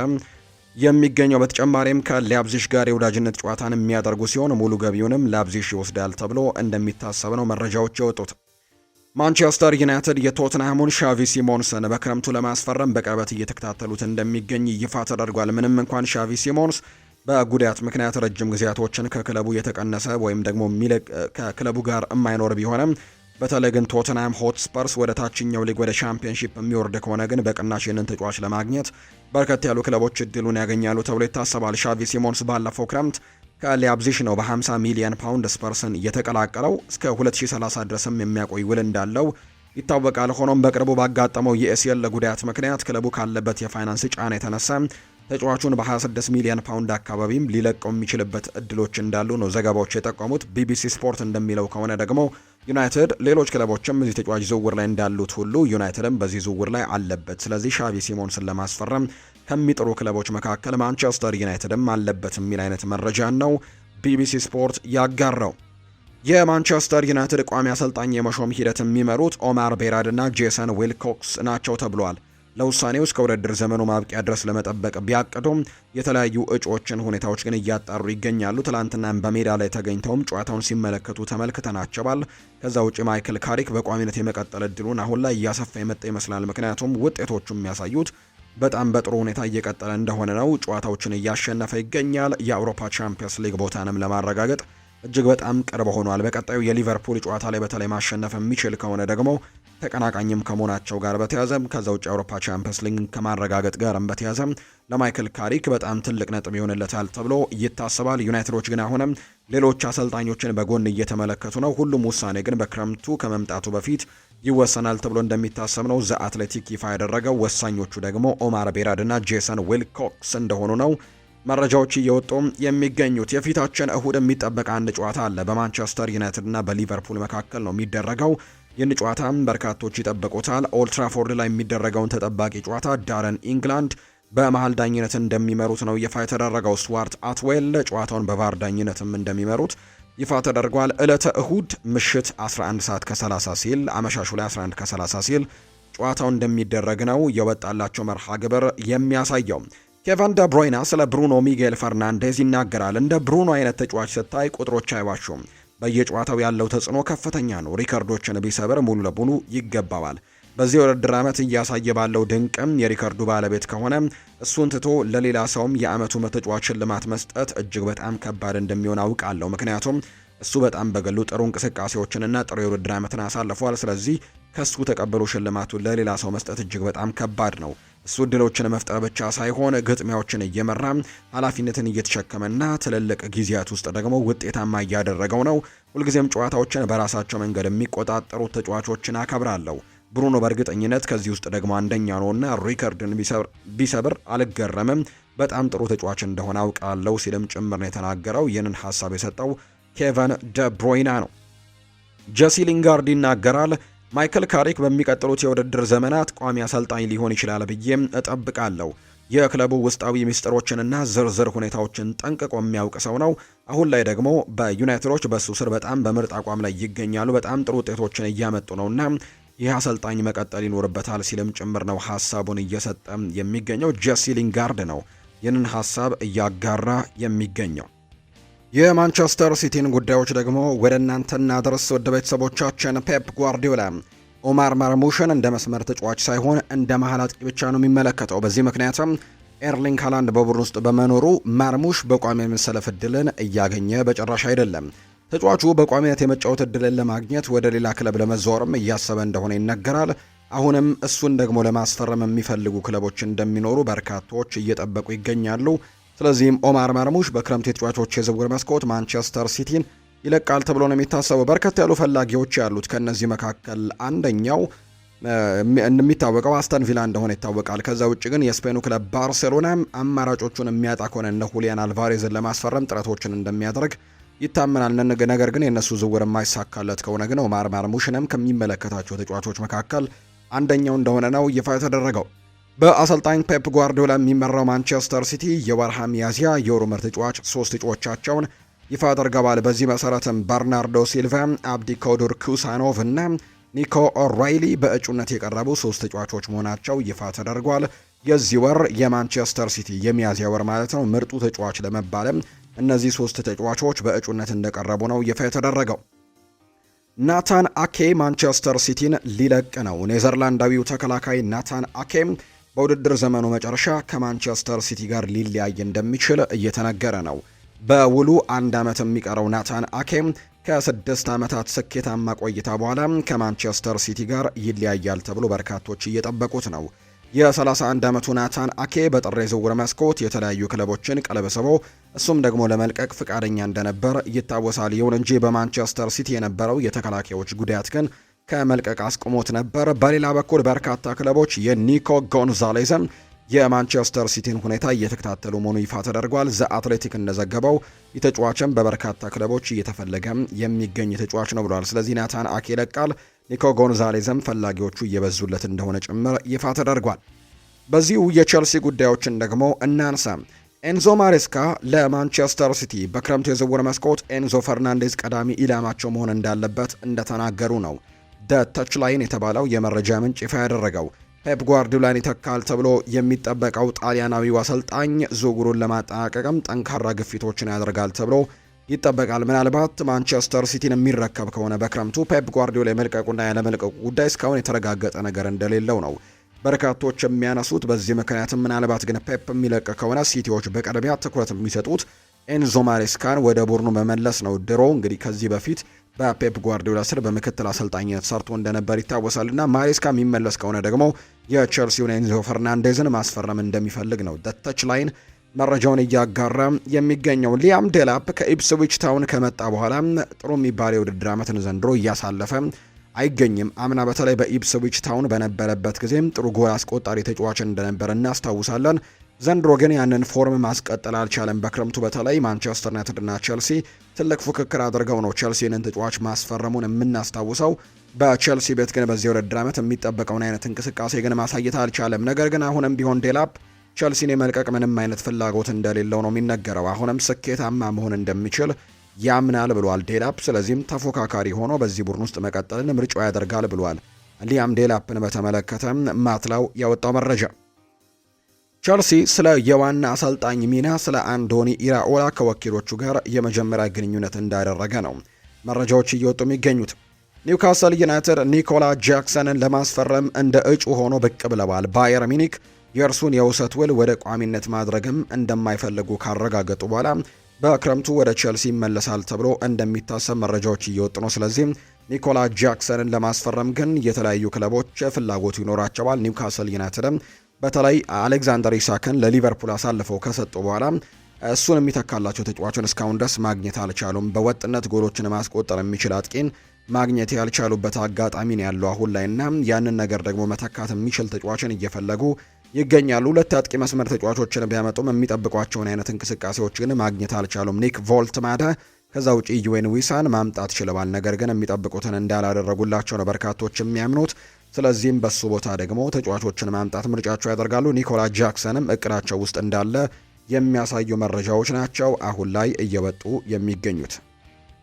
የሊቨርፑል ጉዳዮችን እናንሳ። ካርል ሄንዝ ሩሜኒንጌ ለማይክል ኦሊሴ 200 ሚሊዮን ዩሮ የሚቀርብለት ከሆነ ሲጠየቅ የሰጠው ምላሽን ይናገራል። በ2009 ለፍራንክ ሪቤሪ ከቸልሲ አስገራሚ ጥያቄ ቀርቦለን ነበር። በወቅቱ ቢሆን ኖሮ አዲስ የዓለም የዝውውር ክብረ ወሰንም ይሆን ነበር። ያን ጊዜ የቀረበውን ጥያቄ ይዤ በወቅቱ የፋይናንስ ኦፊሰር ወደ ነበሩት ካርል ሆፕነር እና ደግሞ ኡሊ ሆነሽም ዘንድ ሄድኩኝ። ምን ማድረግ እንዳለብን ለመወሰንም ለ2 ሰዓታት ተወያየን። በዚያ ቀን አንድ መሰረታዊ ውሳኔን ያሳለፍን። ወደፊት በሜዳ ላይ የምንፈልገውንና የሚጎድልብንን ተጫዋች በጭራሽ ላለመሸጥ ወሰንን። ይሄ ያልተጻፈ ሕግ ዛሬም ይሰራል ብለዋል ሲናገሩ ካርል ሄንዝ ሩሜኒንጌ። እንደ ኦሊሴ ስለ ተጫዋቹ እኛን ሊያስደነግጠን የሚችል ምንም አይነት የዋጋ ተመን የለም። ስለዚህ እሱን ማቆየት ነው ፍላጎታችን ሲልም ጭምር የተናገረው። እነዚህን የባየርን ሰዎች እንግዲህ በተለያዩ ሀሳቦቻቸውን እየሰጡ ይገኛሉ። ስለ ኦሊሴም የተለያዩ ሀሳቦቻቸውን እየወጡ እንደሚሰጡ ይታወቃልና ኦሊሴን በጭራሽ ማግኘት ከባድ ሊሆን እንደሚችል ነው በርካቶች ሀሳቦቻቸውን እየሰጡ የሚገኙት። ሌላኛው እጩ ደግሞ ያን ዲያማንዴ ነው። ሊቨርፑል ያን ዲያማንዴን መከታተላቸውን ቀጥለዋል። የክለቡ ስካውቶች ተጫዋቹን ለመከታተል በሊያብዚሽ የመጨረሻ 2 ጨዋታዎች ላይ ታድመዋል። የተጫዋቹ ወኪልና ሊያብዚሽ ተጫዋቹን ለተጨማሪ አንድ የውድድር ዘመን ለማቆየትም ኮንትራቱን ለማራዘምና በ2027 የሚሸጥበትን የውል ማፍረሻ ለማካተትም እየተወያዩ ይገኛሉ። ነገር ግን ዲያማንዴ ውሳኔውን የሚያሳልፈው በዚህ ክረምት በሚቀርብለት ጥያቄዎች ላይ ተመስርቶ እንደሆነ ይፋ እየተደረገ ነው የሚገኘው። ዩቬንቱስ ለአሊሰን ቤከርና ለወኪሎቹ ስለ ረጅም ጊዜ ኮንትራት ጠንካራ ያሉ ጥያቄዎችን ያቀርበዋል። እንደተረዳነው ከሆነ የ2 ዓመትና ተጨማሪ 1 ዓመት የማራዘም ወይም የ3 ዓመታት ኮንትራት ለማቅረብም ተዘጋጅተዋል። እዚህ 2 አማራጮች እየተወያዩባቸው ነው ሲል ነው ፋብሪዚዮ ሮማኖ መረጃውን ይፋ ያደረገው። አሊሰን ቤከር ወደ ጣሊያን የመመለስ እድሉን ቢስበውም ሊቨርፑል ግን ደስ በማይል ሁኔታ በጭራሽ መልቀቅ አይፈልግም። አሁን ላይ ውሳኔው በሊቨርፑል እጅ ላይ ነው። ክለቡ እስከ ውድድር ዘመኑ ማብቂያ ድረስም ያለውን ጊዜ ተጠቅሞ ለአሊሰን ቤከር አንድ ነገርም ማሳወቅ ይኖርበታል ተብሎ እንደሚታሰብ ነው መረጃዎች እየወጡ የሚገኙት። ሊቨርፑል የሪያል ቤቲሱን የክንፍ መስመር ተጫዋች የሆነው አብዴ ኢዛል ዙሊን ለክረምቱ የዝውውር እቅዳቸው ውስጥም ትልቁ እቅዳቸው እንደሆነ የሚያሳዩ ነገሮችም እንዳሉ ነው ይፋ የተደረገው። ፍሎሪያን ቨርትስ ለአሌክዛንደር ኢሳክ ይናገራል። ለሱ ኳሶችን መመገብ ለሱ አስፈላጊ ነው ብዬ አስባለሁ። ምክንያቱም እሱ ብቻውን ከላይ ከሆነ ጎል ማስቆጠር ይከብደዋል። እሱ ኳሶችን ለማስቆጠር ኳሶችን እንደሚያስፈልገው አድርገን ማቀበል ይኖርብናል። እድሉን ካገኘም ጎል ያስቆጥራል ሲል ነው ፍሎሪያን ቨርትስ ስለ አሌክዛንደር ኢሳክ ሀሳቡን የተናገረው። የሪያል ማድሪድ ጉዳዮችን እንመልከት። አልቫሮ አርቤሎአ በቀሪው የውድድር ዘመን ለሚደረጉ ለየትኛውም ጨዋታዎች ዳኒ ሰባዮስን አይጠራውም ተብሎ ይጠበቃል። በተለይ ከዳኒ ሰባዮስ ጋር ጥሩ ግንኙነት በቅርብ ጊዜ እንዳላሳዩ የሚያሳዩ መረጃዎች እየወጡ ነው። ከዳኒ ሰባዮስ ጋር ጥሩ ነገሮች የሉትም ተብሏል። በዚህ መሰረትም አልቫሮ አርቤሎአ በቀሪው የውድድር ዘመን በሚደረጉ የትኛውም ጨዋታዎች ላይ ዳኒ ሰባዮስን ወደ ቡድኑ እንደማያካትተው ነው ኮፕ የተባለው የመረጃ ምንጭ ይፋ ያደረገው። ሮድሪጎ ጎይሽ ለማገገም በጣም ጠንክሮ እየሰራ ነው። በየቀኑ 2 የልምምድ ክፍለ ጊዜዎችንም እያደረገ እንዳለ ይፋ ተደርጓል። በቫልዴባስ የማገገሚያ ስራዎችንና ከቤቱ ደግሞ ከግል አሰልጣኙ ጋር የሚያደርገው ልምምድም ሁለቱ አንድ ላይ አጣምሮ እየሰራ ነው ተብሏል። የላይኛው የሰውነት ክፍሉ ላይ፣ መካከለኛ የሰውነት ክፍሉ ላይና በግራ እግሩ ላይ አተኩሮ እየሰራ ነው። ነገር ግን የቆሰለው እግር አሁንም ስለ ጊዜ ስለሚፈልግ አሁንም እየሰራበት እንዳልሆነ ነው ዲያሪዮ አስ መረጃውን እያጋራ የሚገኘው። ሉዊስ ኤንሪኬ ኬሊያን ኤምባፔ በፓሪስ ሳን ዠርሜን እንደነበር ስለ ኤምባፔ የሰጠው አስተያየትን አብራርቷል። በመጀመሪያ ደረጃ ሰዎች የተናገሩትን በተሳሳተ መንገድ ተረድተውታል። እኔ የኤምባፔ የግል ብቃትን በተመለከተም ትችትን አላነሳውም ነበር። በዓለም ላይ ካሉ ምርጥ ተጫዋቾች አንደኛው ነው። ነገር ግን የቡድን ተጫዋች ስለመሆን ስንናገር ስለ ሚዛን እያወራሁኝ ነበር። እግር ኳስ ከኳስ ጋር በከፍተኛ ደረጃ መጫወት ብቻ አይደለም፣ ከኳስ ውጭ ያለ ስራም ወሳኝ ይሆናል። እንዲሁ ደግሞ ፕረስ ማድረግ፣ ወደ ኋላ መመለስ፣ የቡድን ጓደኞቻቸውን መርዳት፣ ይህ የጨዋታው አንድ አካል ነው ብሏል። እናም ደግሞ ተሰጥኦ ያለው ተጫዋችም ሲኖርህ የሚጠበቅበትን ነገር የበለጠ ከፍ ያለ ነው፣ ዝቅተኛ አይደለም። እናም ደግሞ የኔ ስራ ቡድን መገንባት እንጂ ግለሰቦችን ማድመቅ ወይም ደግሞ እነሱን ማጉላት አይደለም። ኤምባፔ ሁሉንም ነገር ማድረግ ይችላል ብዬ አስባለሁ። ለዚህ ነው ከሱ የበለጠ ስጠይቅ የነበረው፣ ምክንያቱም በጨዋታው ላይ ያልኩትን ነገሮች ቢጨምር ኖሮ ማንም የማያቆመው ተጫዋች ይሆን ነበር ሲልም ጭምር ነው የተናገረው። ይህንን ሀሳብ ነው እየሰጠ የሚገኘው ሉዊስ ኤንሪኬ። የሪያል ማድሪድ እና የአሰልጣኝ አልቫሮ አርቤሎአ ሁኔታን እንመልከት። የሪያል ማድሪዱ አሰልጣኝ አልቫሮ አርቤሎአ የቡድኑን መልበሻ ቤት መቆጣጠር እንደተሳናቸው ይፋ እየተደረገ ነው። አሰልጣኙ ከዳኒ ካርቫል እና ከዳኒ ሰባዮስ ጋር አለመግባባት ውስጥ መግባታቸው ነው ለክለቡ የቅርብ የመረጃ ምንጮች ይፋ የተደረገው። ስፔናዊያን ተጫዋቾች አሰልጣኙ ከሌሎች ተጫዋቾች ጋር በእኩል አይን አያየንም የሚል ደስተኛ እንዳልሆኑ ጭምር የተነገረው። አሰልጣኙ ከመልበሻ ቤቱ ጋርም ያላቸው ቁርኝነትም ተበጥሷል የተባለ ሲሆን ተጫዋቾቹም ትኩረታቸውን ወደ ዓለም ዋንጫው መቀየራቸውን የተነገረው። ፕሬዚዳንት ፍሎሬንቲኖ ፔሬዝን ጨምሮ የተወሰኑ የክለቡ ቦርድ አባላት አሰልጣኙን ሊሾሙ ጀምሮ ጥርጣሬ እንደነበራቸው ተዘግቧል። በሌላ በኩል አርዳ ጉሌርና ሚሊታው መጎዳታቸው በክለቡ ሕክምና ቡድን ውስጥም ጥያቄዎችን እያስነሳ ነው።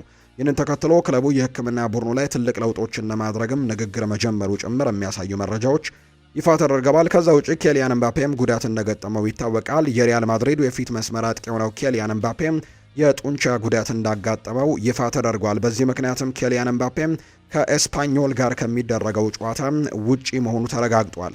ሎስ ብላንኮቹ ኬሊያን ኤምባፔን ለኤል ክላሲኮ ጨዋታ ወደ ሜዳ ይመለሳል የሚል ተስፋ እያደረጉ እንዳለ የሚያሳዩ መረጃዎች ናቸው የበጡት። በዚሁ የባርሴሎና ጉዳዮችንም እናንሳ። ዴኮ ባለፈው ሐሙስ ከቪክተር ሙኞዝ ወኪሎች ጋር በባርሴሎና ተገናኝቷል። ተጫዋቹ በክለቡ በጣም ይወደዳል፣ ነገር ግን እስካሁን ድረስ ስምምነቱ የተወሳሰበ እንደሆነ ነው መረጃዎች እየወጡ የሚገኙት።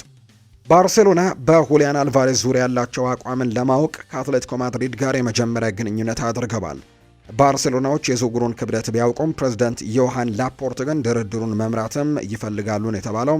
ባርሴሎና የሁሊያን አልቫሬዝን ዝውውር ማፋጠን ጀምረዋል። በአትሌቲኮ ላይ እየተመሰረተ ስለሆነ ቀላል አይሆንም፣ ነገር ግን ባርሴሎና ብሩህ ተስፋ እንዲኖረው ግን ይፈልጋሉ ነው እየተባለ እንደሚገኝ መረጃው የወጣው። ሁሊያን አልቫሬዝ ከባርሴሎና ጋር ስሙ መነሳቱን ተከትሎም አስቴቱን ሰጥቷል። እውነታው በየሳምንቱ አዳዲስ ነገሮች ይሰማሉ፣ ሁሌም አዳዲስ መረጃዎች መውጣታቸው አይቀርም። በዚህ ላይ ጉልበት ላለማባከንና እዚህ በአትሌቲኮ በምሰራው ነገር ላይ ለማተኮርም እሞክራለሁ ሲል ነው ከአርሰናል ጋር ከሚደረገው የአውሮፓ ቻምፒየንስ ሊግ ጨዋታ በፊት በነበረው ፕሬስ ኮንፈረንስ ላይ ሁሊያን አልቫሬዝ ያረጋገጠውና በአትሌቲኮ ማድሪድ ያለብኝን ስራ መስራት ላይ ትኩረት አደርጋለሁ፣ ብዙ ወሬዎች እንደሚወጡም አውቃለሁ ሲልም ነው ሁሊያን አልቫሬዝ እየተናገረው። ሁሊያን አልቫሬዝ ይቀጥልና በሚዲያ ላይ ለሚነገረው ነገር ብዙ ትኩረት ላለመስጠት ነው መሞክረው፣ ምክንያቱም ብዙውን ጊዜ የውሸት ናቸው። ሁልጊዜም የሚወጣው ዜና ሁሉ ለማብራራት ወይም ለመካድም አቅሙ የለኝም ሲልም ጭምር ተናግሯል። ሁሊያን አልቫሬዝ ባርሴሎና አሁን ላይ የዋንጫ ድሉን በጎዳና ላይ የሚያከብርበት ሁኔታን ስራ እንደጀመረ የሚያሳዩ መረጃዎች ወጥተዋል። የካታላኑ ክለብ ባርሴሎና የስፓኒሽ ላሊጋን በ11 ነጥብ ልዩነቶች በመምራት ላይ እንደሚገኝ የሚታወቅ ጉዳይ ነው። ባርሴሎና በቀጣይ ኦሳሱናን አሸንፎ ሪያል ማድሪድ ነጥብ የሚጥል ከሆነ ሻምፒዮንነቱን ያረጋግጣል። ባርሴሎና አሁን ላይ የዋንጫ ድሉን በጎዳና ላይ በሚያከብርበት ሁኔታ የዝግጅት ስራ መጀመሩ ጭምር ነው የተነገረው። የስፔን ሱፐር ካፕን ያሳኩት ባርሴሎናዎች ላሊጋውን ካሸነፉ ሁለተኛ ዋንጫቸው ይሆንላቸዋል ተብሎ ነው የሚታሰበው። የዘንድሮ የ2026 ዓለም ዋንጫ ውድድር ገቢ 9.3 ቢሊዮን ገደማ እንደሚጠጋ ነው ይፋ የተደረገው። የዓለም ዋንጫ ውድድር አሸናፊው ብሔራዊ ቡድን 42 ሚሊዮን ዩሮ ሽልማት ይሰጠዋል ተብሎ ይጠበቃል። በሌላ በኩል በውድድሩ የሚሳተፉ 48 ብሔራዊ ቡድኖች እያንዳንዳቸው 9 ሚሊዮን ዩሮ እንደሚሰጣቸው ነው የሚጠበቀው። በጉጉት የሚጠበቀው የዓለም ዋንጫ ውድድር ከ46 ቀናት በኋላ ጅማሮን እንደሚያደርግ ነው ይፋ የተደረገው። ሉካ ሞድሪች ጉዳት እንደገጠመው ይታወቃል። ክሮኤሺያዊው የመሃል ሜዳ ተሰላፊ የሆነው ሉካ ሞድሪች ከዩቬንቱስ ጋር በነበረው ጨዋታ ኤሲ ሚላን ከዩቬንቱስ ጋር ባደረጉት የዚህ ሳምንት የጣሊያን ሴሪ መርሃ ግብር ጉዳት አጋጥሞት ነበር። ሉካ ሞድሪች አሁን ላይ የጉንጭ አጥንት መሰበር አደጋ እንዳጋጠመውና በቀጣይ ቀዶ ጥገና እንደሚያደርግ ነው የተገለጸው። በዚህ ምክንያት ሉካ ሞድሪች ከቀሪው የውድድር ዓመት ውጪ መሆኑ ተረጋግጧል። የክሮኤሺያ ብሔራዊ ቡድን አምበል ሉካ ሞድሪች ለዓለም ዋንጫ ውድድር ዝግጁ እንደሚሆን ግን በርካቶች እንደሚጠብቁ ነው የተነገረው። ውድ ቤተሰቦቻችን ፕሮግራማችንን ከማጠናቀቃችን በፊት አንድ ከአትሌቲክስ ጋር የተያዘ መረጃን ከሀገር ውስጥ እናንሳ። ኃይሌና ደራርቱ ደውለው ደስታቸውን በትኩሱ ማጋራታቸው ከደስታም በላይ መጽናኛ ሆኖኛል ብሏል። አሰልጣኝ ገመዶ ደደፎ ነው ይህንን ሀሳብ የሰጠው። አንድም የፌዴሬሽን አመራር ደውሎ እንኳን ደስ አለ ባለመልቱ ግን አዝነናል ብሏል። በተካሄደው በዚህ ሳምንት በተለይ እሁድ በተካሄደው የለንደን ማራቶን ውድድር ኢትዮጵያዊቷ አትሌት ትዕግስት አሰፋ በሴቶች ብቻ የማራቶን ሪከርድን በማሻሻል ማሸነፏ ይታወሳል። አትሌት ዮሚፍ ቀጀልቻ በበኩሉ ሁለተኛ ደረጃን ቢይዝም ማራቶንን ከ2 ሰዓት በታች ጨርሶ ቀዳሚው ኢትዮጵያዊ አትሌት ለመሆንም ታሪካዊ ውጤትን ያስመዘገበው። የሁለቱ አትሌቶች አሰልጣኝ የሆነው ገመዶ ደደፎ የኢትዮጵያ አትሌቲክስ ፌዴሬሽን አመራሮች ደስታችንን አልተጋሩም ሲል ነው የወቀሰው። አንድም የፌዴሬሽኑ አመራር ስልክ ደውሎ ስሜቱን አልገለጸልኝም፣ አሳዝኖኛል ያለው አሰልጣኝ ገመዶ ደደፎ በዚህ ፌዴሬሽኑ ሊወቀስ ይገባል ነው ያለው። የቀድሞው የፌዴሬሽኑ ፕሬዝዳንት ረዳት ኮሚሽነር ደራርቱ ቱሉ ስልጣን ላይ ያለች ስልክ መደወሉን ተወው፣ ያለንበት ወይም ኤርፖርት ድረስ መታ ነበር የምትቀበለን ብለዋል። አትሌቶቹም በድርጊቱ ውስጣቸው ተሰብሯል የሚለው አሰልጣኝ ገመዶ ደደፎ በኃላፊነት ላይ የሌሉት አትሌት ኃይሌ ገብረስላሴና ጀግናው አትሌት ረዳት ኮሚሽነር ደራርቱ ቱሉ ውጤቱ የሀገር ስኬት ነው ብለው ደስታችንን በትኩሱ መጋራታቸው ሌላ ደስታን ፈጥሮልናል ብቻ ሳይሆን መጽናኛም ሆኖናል። የኢትዮጵያ ሕዝብ እንዲያመሰግንልን እንፈልጋለን ብለዋል። አትሌቶቹ ያስመዘገቡት ታሪክ የሀገር ነው። በድሉ ስሟ ከፍ ብሎ የሚጠራው ሀገራችን ናት። እውነታው ይሄ ሆኖ ሳለም እንዴት አንድ አመራር እንኳን ደውሎ አትሌቶቹን ያበረታታም ሲልም ነው አሰልጣኝ ገመዶ ደደፎ ከሃትሪክ ስፖርት ጋር በነበረው ቆይታ ላይ ሀሳቡን እንደሰጠም የተመለከት ነው። የተወደዳችሁና የተከበራችሁ ቤተሰቦቻችን ለዛሬ ያዝንላችሁ አዳዲስ ስፖርታዊ ጉዳዮቻችን እነዚህ ነው የሚመስሉት። ስላደመጣችሁን፣ ስለተከታተላችሁን፣ ቆይታችሁን ከኛ ጋር ስላደረጋችሁ እጅግ ከልብ አድርገን እናመሰግናለን። ፉአድ ባህሩ የዛሬውን ፕሮግራም እየመራው ከእናንተ ጋር ቆይታን አድርጌያለሁ። በቀጣይ ፕሮግራሞቻችን ሌሎች ስፖርታዊ ጉዳዮችን፣ ሌሎች አዳዲስ መረጃዎችን አካተን በድጋሚ ተመልሰን የምንገናኝ ይሆናል። በቀጣይ ፕሮግራሞቻችን በተለይ ምሽት ላይ በሚኖረው ፕሮግራማችን ሌሎች ስፖርታዊ ጉዳዮችን ይዘን በድጋሚ የምንገናኝ ነው የሚሆነው። ለዛሬ ግን ስላደመጣችሁኝ፣ ስለተከታተላችሁኝ ቆይታችሁም ከኛ ጋር ስለነበር እጅግ ከልብ አድርገን እናመሰግናለን። ፉአድ ባህሩ የዛሬውን ፕሮግራም እየመራው ከእናንተ ጋር ቆይታን አደረግኩኝ።